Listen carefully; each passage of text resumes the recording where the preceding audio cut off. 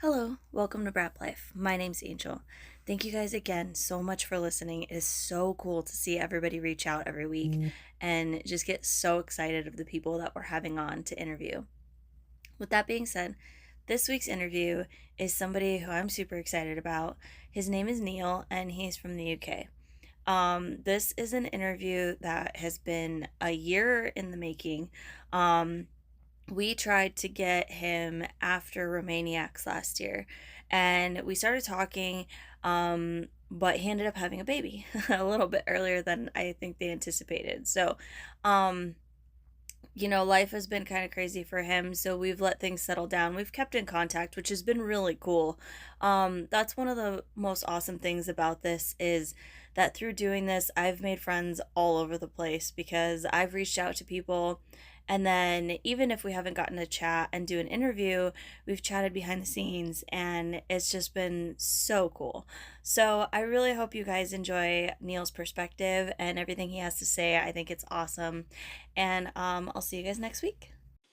All right. Well, here we are. Welcome to Brap Life officially. It's been what, almost a year in the making of us trying to sit down and chat. Too long. I think just after Romaniacs mainly. Yeah, I think it was quite a Yeah. while ago. Yeah. So how have things been with the baby and life and getting transitioned into a new lifestyle? Well, yeah, it's been quite a busy year. She's nearly a year old next Mhm. week. Yes, a year old next week. So the Okay. year's flown by, and I've been quite busy Mhm. with work. So I manage the British Enduro Championship, so that Mhm. takes a hell of a lot of my time up. I teach Yeah. at the BMW Off-Road Centre in the UK, Mhm. which again takes a lot of time up. I'm still trying to race motorbikes, which they've Mm. joined me, both Sarah and Mia.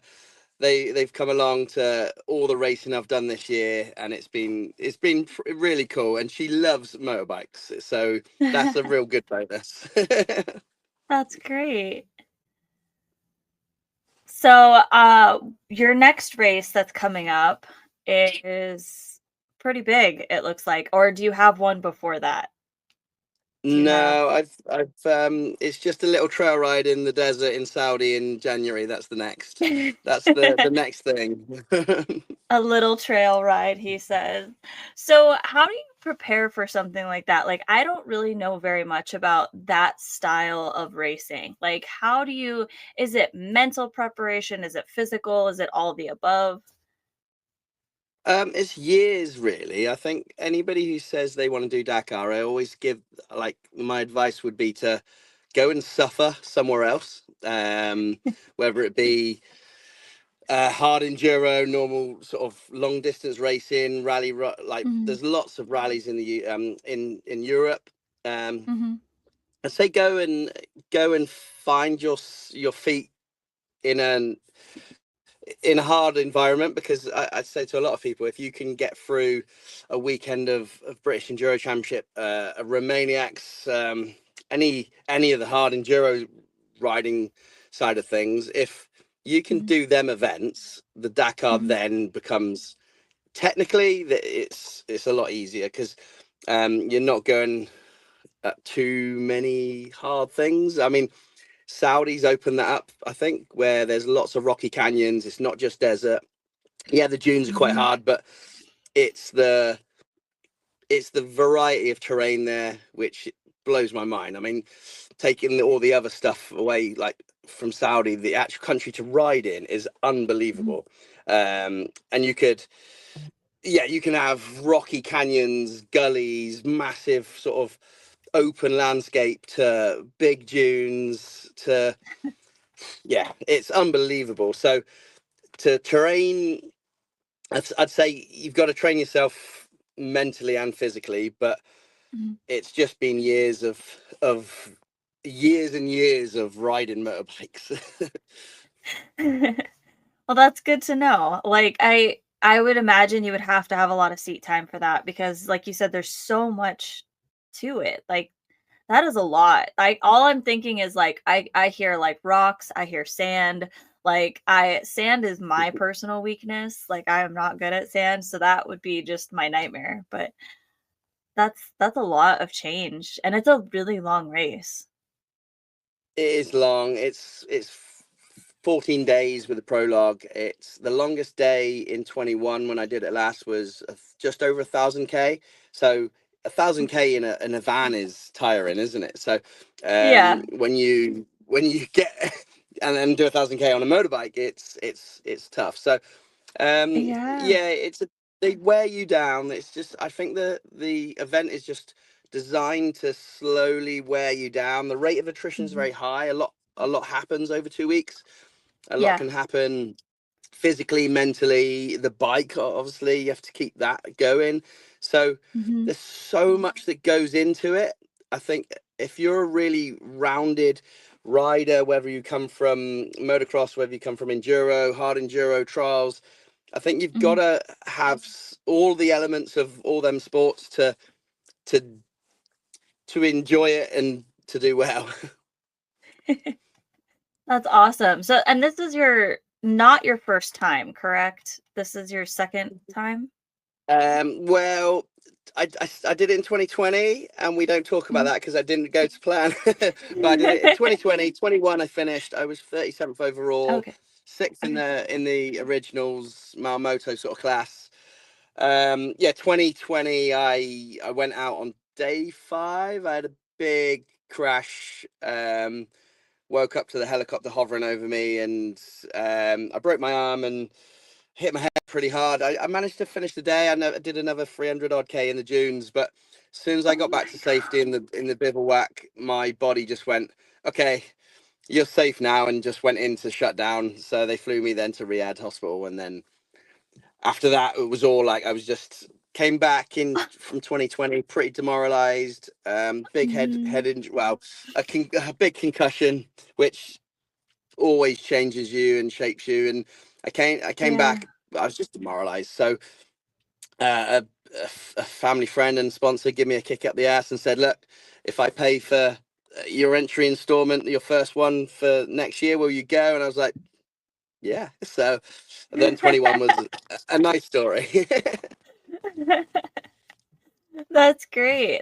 It's awesome that somebody was able to kind of push you and help you get into that. Because I think that a lot of times with injury, I personally have been really lucky. I haven't had a major injury yet, but I know that I've had things happen where those similar circumstances have made me very cautious and like very fearful. So I can imagine kind of going back to that kind of scene of the crime. Was that really hard for you? um, I I'm quite good at shutting things out and just letting things go. So I think I mentally just went, "That's done, and that's another chapter. That close that chapter and start again." I Yeah. think motorcycle stuff. I think you've got to have that side of you because it's the it's one of those things. It's if you fall off, you've got to get back on. Um, Yeah. and that was probably the biggest thing I wanted to just shut that door, open the other, and go for it. So, Oh, that's really cool that you did that. That's super inspiring to hear. Um, so I kind of want to go back. You touched on you run the British Championship. I don't know what it's called, sorry. It's the British Enduro Championship, right? Okay. yeah, so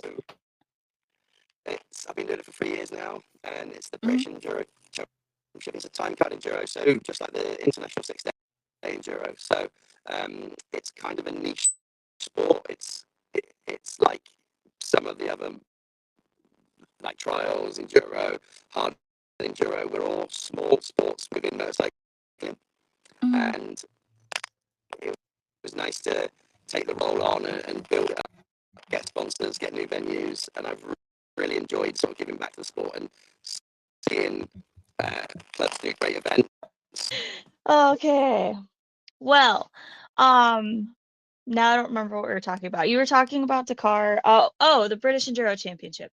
Yeah, Um, So you've been running that for a few years and you've helped. So kind of what's the process? And I'm just curious about this. Um, I know it's a lot of work, but kind of how did you go about adding venues and adding like races and stuff like that? So I'm not sure how it is in the US, but here in the UK, I mean, we're a small island compared to you guys. We've got um, we've got regional sort of like states, regional events. So as a British Mhm, Championship, we want something up the north, something in the on the east coast, west, in the mhm, southwest.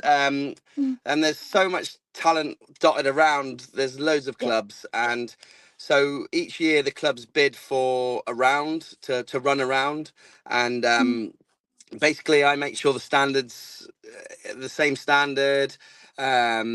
I bring all the branding, the whole sort of to make it to make the riders feel special, and it's because it's a British round. It's the standard mhm, is elevated, and um, yeah, bring sponsors into the sport. So that's really my role is to promote the time card enduro scene in the UK. mhm. That's awesome. I love that. I'm trying to do something very similar here between hard enduro and enduro. Um, so it's a lot of work. It is a lot. So kudos to you. That's amazing that you can do that and balance somehow having a family and like all of the other stuff that you do, your racing and everything. Like that's absolutely insane to me. Do you even sleep? Life's busy. It's good. It's good busy though. It's other than the firefighting, it's all motorcycling. So I'm Yeah. very lucky. I'm just passionate about off-road motorcycling, whether it be trials, enduro, motocross, Mhm. rally, hard enduro, whatever it is. Yeah. I love it, and I get a massive buzz of coaching, the coaching side of things. I love. Yes. Mhm. But yeah, it just keeps me busy, and yeah, out of trouble, so it's good. So, as a small person, seeing those BMW bikes, they look huge. So, like, do you have a lot of small people who come in and learn how to ride them? We have more people saying they can't ride them before they ride them than we have any problems. So some of our instructors, I Mhm, mean, Chris Northover, if I mean, you probably Bike World TV is a presenter there. Chris mhm, is mhm, an amazing rider. He's done World Superbike. He's done everything on two wheels, but he presents Bike World TV. uh-huh, In here, it's the UK mainly, but it is in Europe as well, and he is tiny. We've got Jenny who's tiny. We've got Ben who's small, and yeah, I love seeing people say, "Oh, the bikes are too big. I'm too small." And basically, we've got a lot of hints and tips to overcome them problems. But mhm, when you see, I mean, we've got a massive range of sort of a wealth of experience. We've got Gwyn, who's 75 years old and is the fittest and strongest out of all of them. Got Jenny, who's wow, tiny. Um, we've got Ben, who's just really young and just so good with the customers. I mean, it's great. As yeah, an instructor team with the BMW, the off-road skills, it's cool. And that excuse is, I say it's an excuse. Everybody's got their own excuses, but a lot of them are mental, and mhm, it's overcoming them problems. yeah, There's definitely times I'm kind of average size, average height. Uh, mhm, there's definitely times if I don't use the right technique, I'm not going to be able to touch the floor. So yeah, I think it's more about planning and them little hints and tips that will help. yeah, Um, yeah, well, I mean, yeah, when you look in sort of past enduro riders or rally riders when the bikes were huge and they were like on mhm, tiptoes. I mean, in hard enduro, I think it's a lot harder because you're using your legs more and you're sat down more. yeah. Um, but yeah, it is. It's there's lots of little hints and tips and techniques that will make a massive improvement for the smaller riders. That's good to hear. I When I originally started riding, I was with a completely different group of people, and I was told that I was always gonna be on a TTR 125 because I'm so small. To never expect to be on a big bike, never expect to ride a street bike because nothing's small enough for me. And, I feel like I've really helped push that, like, that it is a mindset thing. Yes, we have to work harder because we're smaller, we have to work smarter rather. Um, Absolutely. Yeah, that's it. Ride there's smarter and yeah. Yeah, there's things like you were saying in hard enduro where my friends can go and they can put their feet down in sections, when they're not, maybe they don't have the full skill set to get through that section. They can put their feet down and make it through. I don't have the benefit of doing that. So a lot of times I fail, more so than they do, but I'm also really determined that I'm gonna get it. So I think that that's kind of given me a push to really I work on drills a lot, so that way I can do the thing when I get to that section, if it means staying on the pegs, keeping my feet up, and, like, being able to get up over something with balance, as opposed to putting my feet down and just, like, crawling over it, that's what I'm working towards, Yeah, because yeah. it is a detriment to me, so It's a huge thing. I mean, the I'm from a trials background, Mhm. and trials makes you want to be able to stand up and get over obstacles cleanly. Yeah. You watch, but then you watch Graham Jarvis and Billy Bolt, the difference in technique, where Mhm. the end result is still very similar, but Yeah. there's such a difference in technique where they're both from a Mhm. trials background, but Mhm. Billy wants to do everything cleanly and stood up and with finesse, where you look at Graham, who was a world trials champion, sort of Yeah. in the top tier of that them championships, and he does everything like the hard enduro. You can see him just like pick lines better and be a Yeah. bit more calculated. So I Mhm. suppose there's loads of different techniques, but it's kind of finding your own little bit and doing the drills and skills. Yeah. um I'd say to anybody, just get a trials bike, because like you can they don't make any noise. You can use you only need like 3 or 4 parking spaces to make a little thing, like a few pallets, a log, or something in Mhm. a small area, and you can get Yeah. a really good sweat on and learn clutch control, throttle control. It Mhm. exploits all the bad habits of people have on Yeah. enduro bikes, because Yeah. you haven't got the seat to sit down and be comfortable. You have Yep. to have a standing position really good. So Mhm. I always say to people, if they're struggling on any skills, get on a trials Yeah. bike, because it exploits all the bad things, like the throttle super sharp, the clutch control, Mhm. finding grip, standing Yeah. position. Yeah, loads. It's non-stop with trials. Yeah. When I got onto the 300, I was a little bit worried after a bit that I was starting to do stuff just using the power, and that maybe I wasn't really using good technique as much as I thought I was to, like, go up a hill, for example. To be fair, at the time, they were very small hills, but, I was new, and I got into riding just a few years ago, and so this is all new to me. I don't have a whole lot of seat time. So, I jumped on my friend's trials bike because I was having some issues with my bike, and she's like, "Oh, just ride this." And I was like, "I don't even know what that is." Um, and so I jumped on it. She's like, "It'll be great because it's so small and you're small." She's like ridiculously tall. She's like 6 feet. Um, and so I got on it and it looked like a full-size bike with me on it because I'm just so little. And I had problems touching the ground, not because, like, there was a seat in the way, but, like, I mean, it just the way that it was, like, if I wanted to swing my leg over it, it's just so high for me to swing my leg around. So it was really funny. She's like, "You look like a child." But kids do trials all the time and they do great. So I, uh, I got on the bike and I, was going around with her, and she does trials routinely. So she was like kind of like walking me through sections and stuff, and it was really cool to see that I wasn't making it up the hill because of the power of the 300. I was making it up the hill because I had good clutch control.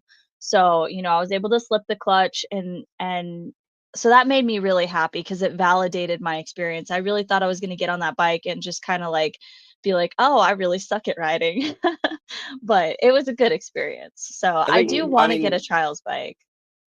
I think your learning curve, when you start riding motorbikes, Mhm. and from being an adult learning Yeah. how to ride a motorbike into off road, especially, even if they've had previous like road or street experience, it's Mhm. the learning curve is so steep.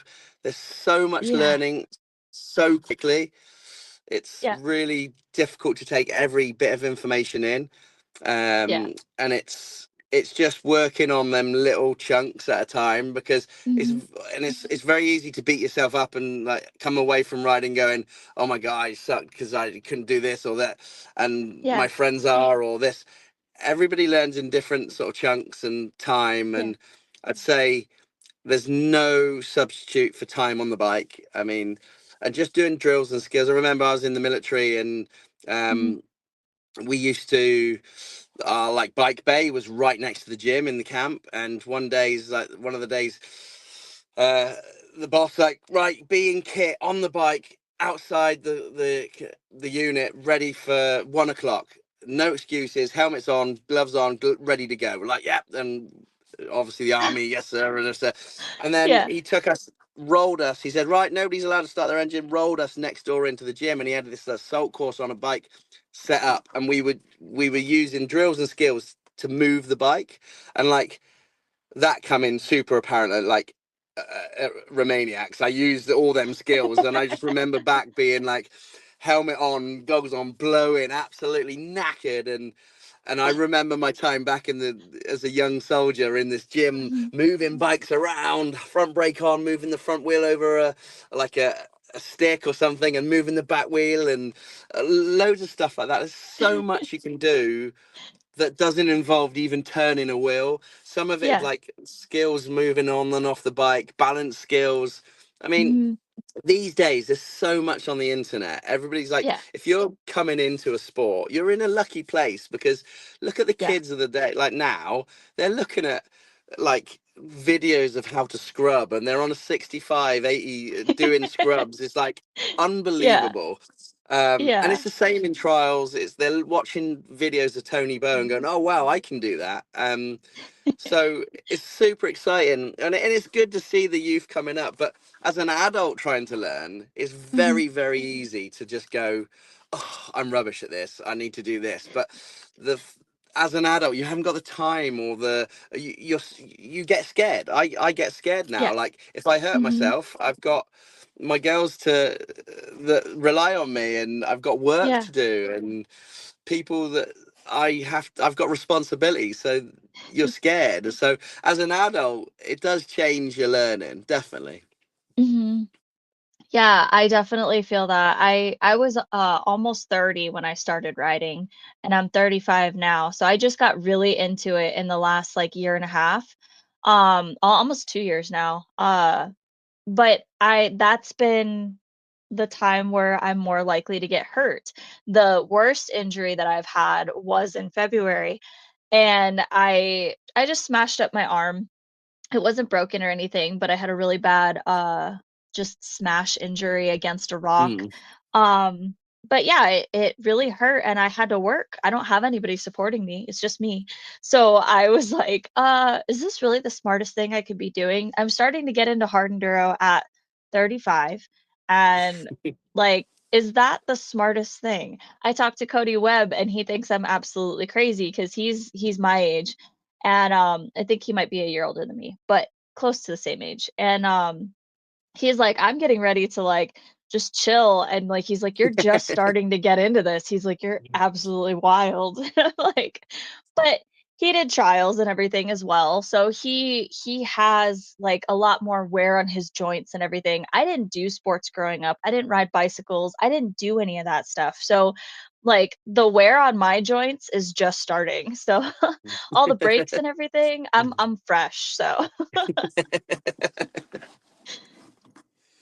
but It's I good, and it's cool to yeah, see the journey, because uh, yeah, I don't think many people document as an adult, like Mhm. going into a sport so full on. So fair play, well done. It's good Thank to you. see. Yeah, it's been quite a journey, it feels like. I mean, I always say I started from, like, below square zero, right? Like, people say they start at square one. I was, like, -20. Like, I had no balance when I started. I had 0 skills on a bike. Like, I hadn't ridden a motorcycle before by myself. So, I'd been on the back of one, but does that really count?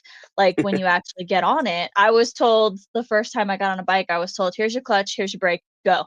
And I was like, How do I okay, I know what a clutch is, but, like, where do I shift? Like, how do I shift?" I had no concept of any of that. So, it's really learning. I feel like I'm starting to get to square one now, and, like, I'm starting to, like, put everything together. I'm probably a little bit ahead of that. But I'm starting to put it all together, starting to increase my speed, starting to increase my skills and do things. Um, but I until this last weekend, I didn't feel that I saw the progress. Like, I've felt like I've struggled a lot. And I think it's because I ride with people who are so much better than me. I ride with people who are like A-level riders, essentially, like silver class riders. And that's the main of who I ride with. So I've been there. I've like comparatively, I yeah. from the southwest. I used to like ride with Steve Holcomb, and my the friend group down there is Yeah. like Radford and like all these guys who are super talented. When Mhm, I'm doing what I'm doing, and I'm probably the weakest in the group. I get it. But I think that does bring you on. It mhm, definitely riding with them people, because all these people who you ride with want mhm. the best for you as well. Yeah, They want to see you progress, and sometimes you got to take a step back and go, okay, I need to do this, or ask people, because the motorcycling community just want to help each other. I don't yes. think I've not had any bad sort of, I mean, I've had a few. I mean, there's a few incidents in racing and stuff like that, but that happens. Mhm, That happens at a different level. But mhm. when you're coming into a sport, all people want to do is help. Especially, I think the smaller niche sports. I don't think it. Yeah, I'm sure it does happen in motocross, but because motocross is such a big sport, yeah, I think in enduro, time card, hard enduro trials, everybody's a little bit more friendlier. yeah. Yeah, I agree. I feel like the off-road community in general, like being off of track, um, is super welcoming, and I have seen that across the world now. I went to Erzberg and everybody was so nice. Everybody was so welcoming. They found out I was American and they're like, "Oh, do you need help?" And I'm like, "Oh my God." Um, I was trying not to be that typical American who doesn't know anything. But it was also kind of a last minute trip. I didn't really plan it super well. So I was in a country where I didn't know the language and I never wanted to do that. I was always like, if I go somewhere where they speak a different language, I'm gonna learn the language and I'm gonna be like semi-fluent. So I'm not that stupid American, but it is what it is. So I was like, Erzberg came up and I was like, I guess I'm gonna go. I think I bought my tickets like 2 months before it actually happened. So it's a little bit Brilliant. last minute. But um yeah, but everybody, like I said, was super welcoming, and it's been that way. I met most of the European riders last year at TKO, and everybody was super nice. Just like all of the guys here at the US Hard Enduro, everybody takes the time to talk to you, and nobody's like full of themselves. It was really cool. So I've had great experiences with that, with meeting people like you, who I haven't met in person, but we've been talking and like it's so cool to just like connect and like you've been super supportive and I really appreciate that. It's really awesome to see you do all the things that you do and I draw inspiration from that. So I think the community is one of the best parts about riding because riding in and of itself is fun. It's super great. I love it. I like riding by myself. But it's always better when you have people. Yeah, absolutely. It's part of it, all the social side of it, all the communities is yeah. Like I said, I grew up riding trials, and it was Mhm, such a good thing. I remember we don't really have like summer camps in the UK, but Yeah. we had a trial school, and that trial school was the highlight of my year every time. So Yeah. all the youth get together, you teach like you're taught like the riding side of things, but Mhm. there's so many life skills and like socializing, and it's Yeah. just such a good time growing up. I think Yeah. it'd be nice to see some more of that in the UK. It does happen, but Mhm. probably not so much for enduro. There is a few people taking it on, so I think in the immediate sort of future there is going to be more of a youth program, which is pretty cool as well. But yeah, the community is unreal for motorcycling, especially in them like it was a niche sports. It Yeah. is hard. I say hard enduro, time card enduro, and just Mhm. like normal yeah trials, and they are so small when you compare it to So, motocross or yeah. street race like circuit racing. So yeah, it's so Mhm. cool. Yeah. Yeah, it's a lot smaller, a lot more niche, but I think it also takes we always joke that like to ride a dirt bike you have to be a specific kind of crazy because who really wants to go out there and fail? Everybody who learns how to ride a bike is going to fail. You're going to drop your bike at some point. But then to go into harder sports or like, disciplines and do something like hard enduro or enduro, especially out where you guys are, where I feel like all of your guys' enduros are hard enduro because you guys Yeah. always have like ridiculous amounts of mud and you guys have some really cool terrain out there.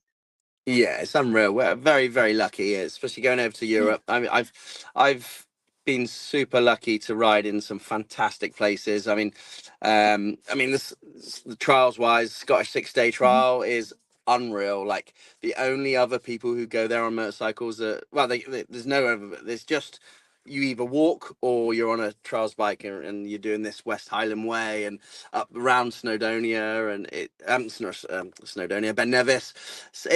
It's beautiful, and there's some races I think back to and think how lucky I am to have been there and rode in them places. We are Mhm. super lucky. But saying that, I went to Baja, and just it opened my eyes to a different terrain, different Yeah. cultures, different, and it was stunning. I love that, and ever since I want to take my mates back and go enjoy it instead of race around it or race Yeah. down. But yeah, I think again with motorbiking, it takes you into some fantastic places, and Mhm. very lucky to see them. I'm sure you felt like Erzberg. Yeah. It blows your mind, sort of Yes. the area, and it's such a cool place. Yeah. I was at the same in Romania. The Carpathian Mountains is just such a stunning place. The people are friendly. The food was great. It's just yeah. I've again very humble and very lucky to of of of motorcycling has taken me to some great places. Yeah, that's awesome. I really hope I can get to Romaniacs. That's my goal for next year. Yeah, Just the you Atom got it. class, You got it. but I just have to double down on my money. It's so Yeah, expensive. That's the thing yeah. is Well, racing is expensive and then travel is expensive and I do both. And then this last year I actually paid for a couple other people to race as well. So um it gets very expensive very quickly. But yeah. Romaniacs is just it's so cool. There's all the prestige behind it. Um and I just feel like even just going out there and attempting it, I'm not at the skill level where it's going to be something like super cool that I'm doing. But at the same time, I'll be riding a bike in Romania. So I think that that's the coolest thing ever. Even if I'm not riding gold class or whatever, I still think that that's huge. So why not?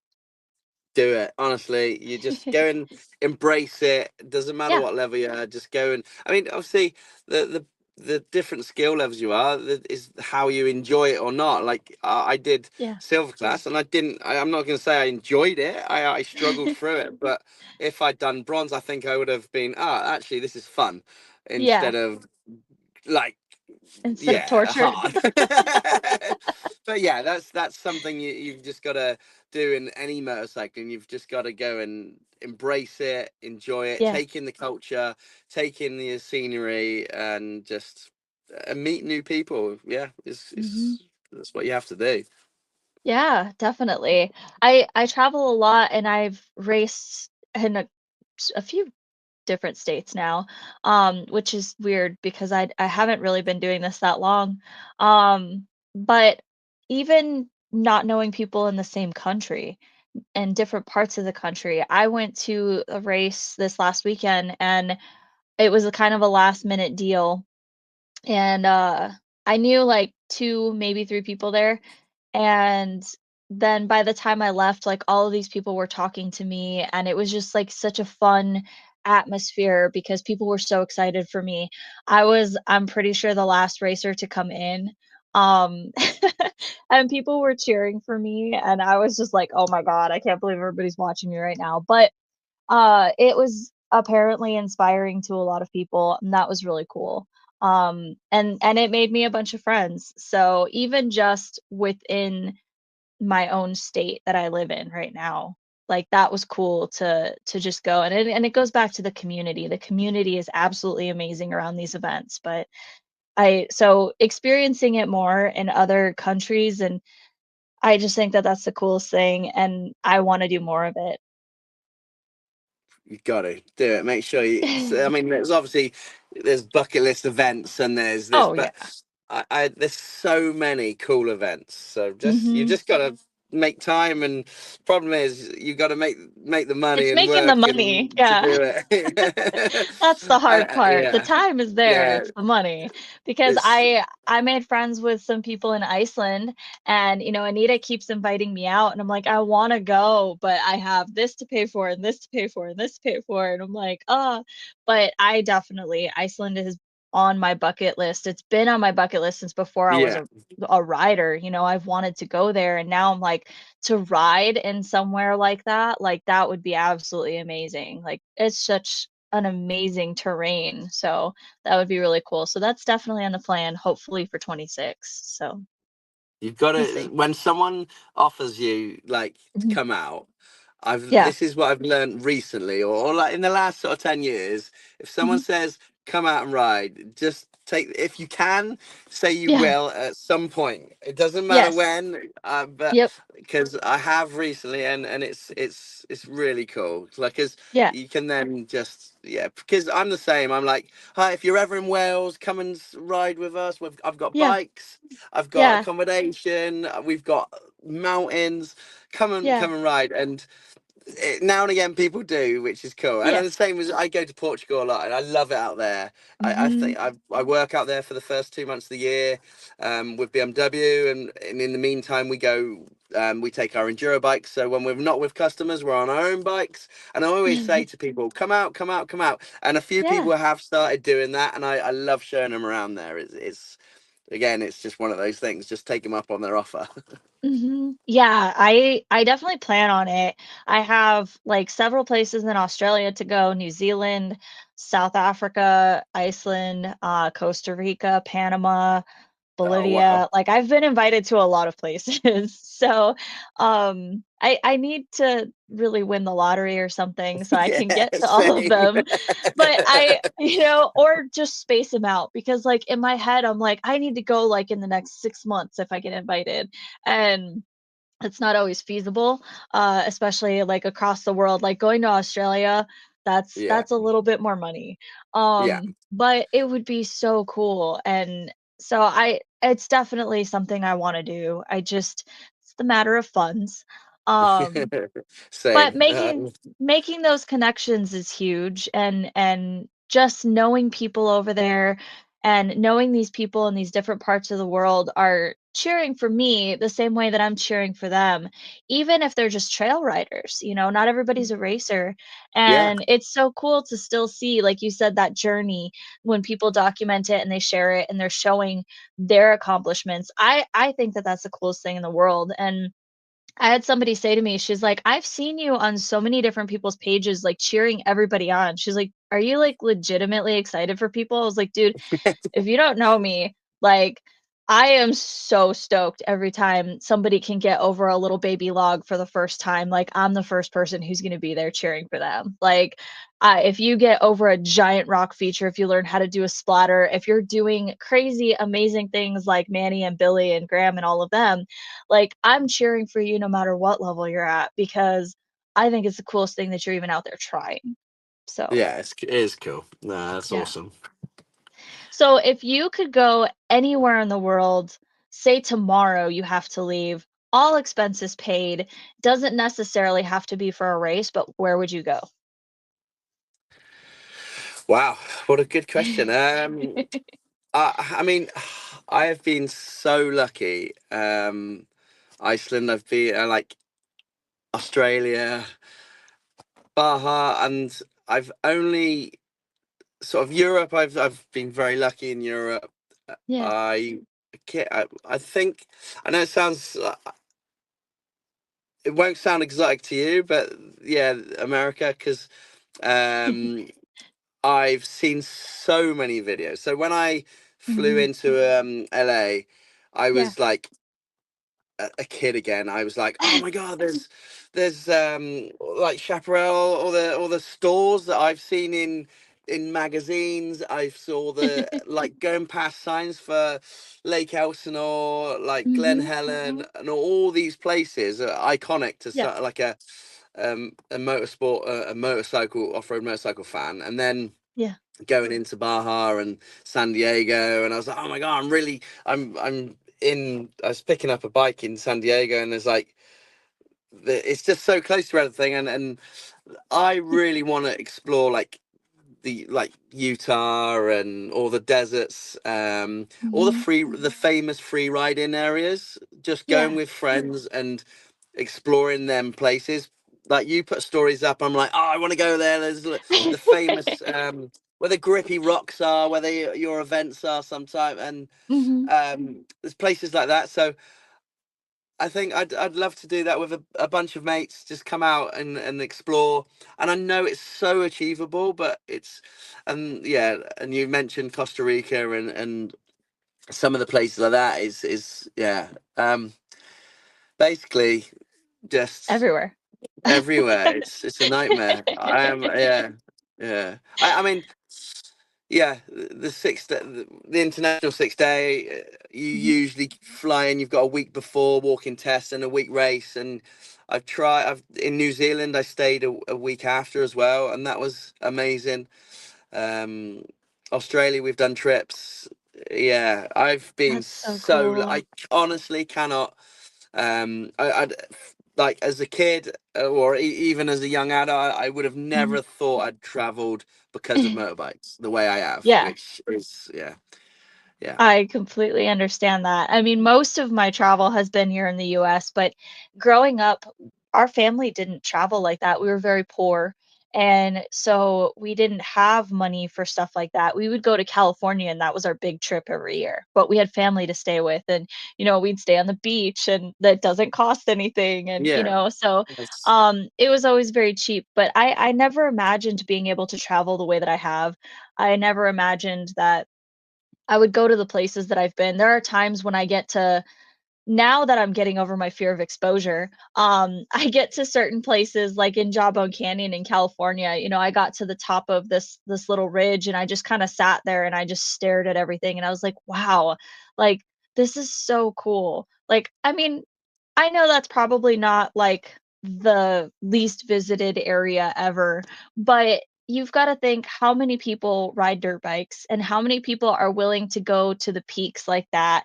Um, the stuff that I'm doing is pretty low level right now, but I know that there's harder stuff out there that not a lot of people get to. And I'm like, that's my goal is to be able to do that stuff and to get to those places and see those things that not very many people get to see and do it on my bike. yeah. No, that's mega. That's what it's about. I think I love Yeah. racing motorbikes, Mhm. but now I really, really enjoy exactly that. Go to, hey, let's try and get up to that viewpoint and sit there and Yeah. just chat and look at the view, and it's amazing. Yeah. I'm keen for more of that. I'm definitely like we do it. again in Portugal, but I think there's got to be a few trips after. I always say after Dakar because I think I'll see how it goes, but I think with the money, the stress, and how it's the stress getting there and the money. Yeah. After that, you just enjoy the other things, and I think that's the biggest bit is Yeah. riding your dirt bike up to a hill and Hmm. stopping, chatting shit with your mates to say how good you were getting up that hill, and then or how bad you were, and getting stuck on the way, and then getting Yep. there and going, that's awesome, and then going to have Yeah. a nice cold beer and something nice to eat. Yeah. I'm happy Yeah. with that. I can deal with that. Racing's great, but it's so stressful. It is It is. really stressful. Hmm. Yeah. Yeah, it's been kind of a talk with some of my friends lately about whether or not it's worth it at our levels to race, which I find it is because, like, for me, that's a huge thing. I've never been competitive in life. I never did any sports or anything. So for me, it's a little bit different. I'm not on the same level, but these guys have been racing for years and but they're kind of feeling the same way, like it's fun to just go out and do it and not necessarily have to race it. And I get both aspects of it. So, um I like going out, doing stuff, sessioning things, and like just seeing everything and being with my friends. But then I'm also really enjoying the competitive side and just kind of learning what I'm capable of. And I think that that's a big thing for me personally is proving to myself that I can do these things that I've always been told in life that I could never do. So, Keep doing it. Keep doing yeah, it. definitely plan on that. um okay, so we talked about kind of a little bit about you riding. How old were you when you started riding? 7, 8 ish. Okay. Yeah. I stopped riding, so I rode from road trials from then all the way till 16. I Mhm. joined the army at 16, and then didn't really ride until again till I was like 21, and Mhm. then from 21 till 42 now, solid as much as I can every day. I mean, there's been times in my life where I had a few months off, whether it be Yeah. um, Iraq with the army or Mhm. anything like that, like service, injuries and stuff like that. But pretty much since the age of 21 has been my just passion. Well, passion, my life. It is everything. Everything revolves around motorcycles. That's great. I love that. I kind of feel like that's how my life has changed in the last couple years is that my life does revolve around dirt bikes. Like I don't do really a whole lot of road riding. I can. I've done it. I don't particularly love it. Having vehicles around me stresses me out, so I'd prefer to be on the dirt. I I would rather deal with exposure than cars being around me. And that's saying Definitely. a lot because I hate exposure. Um, but part of that too is my discomfort with the bike. When I was on a street bike, I was just starting to learn how to ride. And so, like, I could ride just fine in a parking lot, but then you add in all of the things that you have to think about on a bike while you're in traffic, and that just it stressed me out too much. So, I had a little Honda Grom because that's all I could fit on. Um, and I sold that really quick. I think I had it for maybe 6, 7 months, and then I was like, "Nope, I don't like this. This is not my thing. I'll stick to dirt." But like, for me, it's just trying to get as much seat time as possible, which is why I got the Grom. I was like I didn't understand that dirt bikes and street bikes are different. Um, so I was like, "Well, if I'm on a bike, I'm on a bike, right? It's all gonna benefit me." And I guess to some extent, yes, but I think there's some nuances there that I missed. So, It's yeah. I mean, I think off road helps your road riding or street riding, but I mhm. don't think it works so much the other way around. In like in the schools we are. more and more now teaching people how to ride motorcycles, not teaching them how to ride off-road. And Yeah. I think things have changed with so much information on the YouTube and on TV, where people just think they can ride straight away from street into off-road, and there is Yeah. so much learning to be had. Yeah. Yeah. I think it's there's a lot of information out there. I feel like you said, like YouTube and stuff like that has put everything at your fingertips, but not everybody uses it to their advantage. Not everybody's going to go and look at a YouTube video of how to go from street racing to, dirt bike racing. They think that they can just do it. And there's differences. So, um I think that's kind of interesting when people do that, but it's a learning curve for everybody. And again, I'm still going to be there to cheer for them when they figure it out. So, Awesome. okay, so one of the other things I like to ask people, and with what you do, this is going to be a very interesting thing. So to try and sum it up in just a couple sentences, what would be your best advice for somebody who's just getting into riding dirt bikes? um, uh, go get some formal coaching. So get get someone to help you. Yeah. We just touched on it there with like YouTube and stuff like that, but Mhm. there's no better way of of learning. But I'd get someone who does that for like a living, or does that um as a not every top level athlete is great at coaching. Yes. um so um because they might just say, oh, just hit that log, just wheelie into that log. Well, actually, how do I wheelie? And you Yeah. have to break it down, and oh no, okay, how do I like preload in and this, that, and the other. Like Mhm. you break just going over a log Yeah. into so many parts. So Yeah. it's very easy for someone who's a good rider. They're not necessarily a great coach. So I'd say go to someone, and because in each country there's going to be them people. There's Yeah. going to be an awful lot more people who are willing to give advice, but it might not be the right pathway for that individual. And Yeah. then people who are doing it for a living understand different ways of coaching, different Mhm. ways of passage of information. And the way Yeah. people learn is some people can read a book and go, okay, I'm going to try it. Some people Yeah. can watch a YouTube video and go and try it. But a lot of the time you've got to break it down into small chunks. And Yeah. I'd say go get some formal coaching off someone you might not know. Like, it's worth traveling, it's worth going to an accredited place, I'd say. Mhm. Yeah. I love that. I personally, I always say I'm a nerd. So I like to learn, and I like to learn from different people for that reason exactly. I feel like excuse me. I feel like everybody that I've learned from has a different way of teaching, and I've learned something even if they're saying the same thing. Maybe this person has a specialty of going up rocky hills, for example, and this person has a specialty of going up sandy hills. So they're both telling you how to go up a hill, but maybe they're telling you something a little bit different, but they, like you said, are so good, they're not thinking about the context and about telling you about the context of it.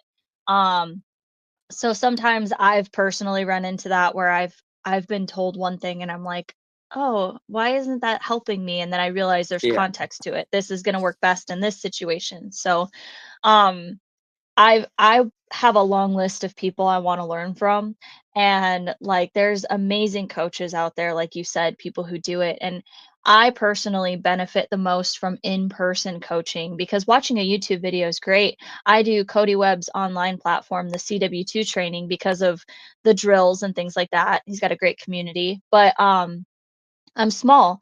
And when I post videos, sometimes people critique me. Like, for example, I had posted a video of me going up a hill, and the angle that the video was at, I looked like I was sitting down, but that's because I have very short legs and I don't stand that high off of the seat. So I was getting critiqued to stand, and I was like, I am standing. But it looks very different on me than it does for somebody who's 6 feet tall who has, super long legs. Um, they have, a different their form looks different on the bike. And so I find that in-person training can help me find out whether or not I'm doing it properly because it just looks so different. Yeah, no, I agree. It's you.